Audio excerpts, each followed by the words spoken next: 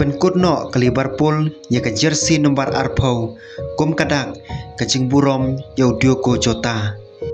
Ke Liverpool kelapan mana baka klub kelarai ban penkut no ya ke jersey nomor arpau ke badai ke nomor bau Diogo Jota ujupong hakapor bau mikmat ya ke klub.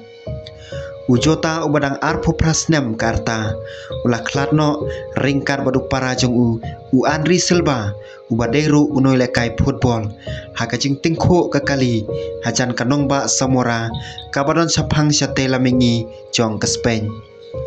Unumbar arpo unsa syong thajno habarok ki kerdan jong ke klub kenthop ya ke kenhon ya lekai jong ki kenthei bat kumjuru ya ke kenhon akademi jong ki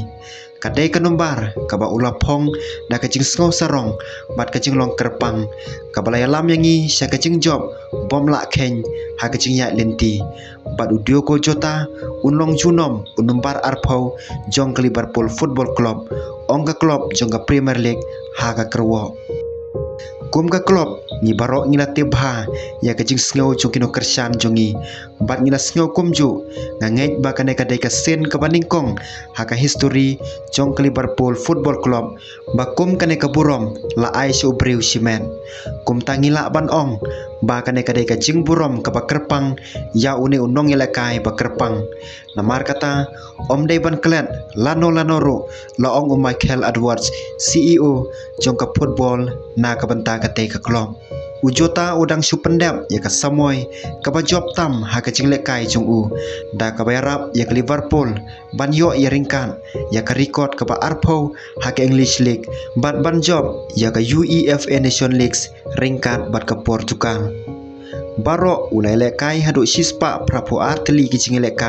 na ka banta ka Liverpool bat thep hadu 100% teli ki kol kan ba ula job ya ka FA Cup bat ka English League Cup ringkan bat ka Premier League.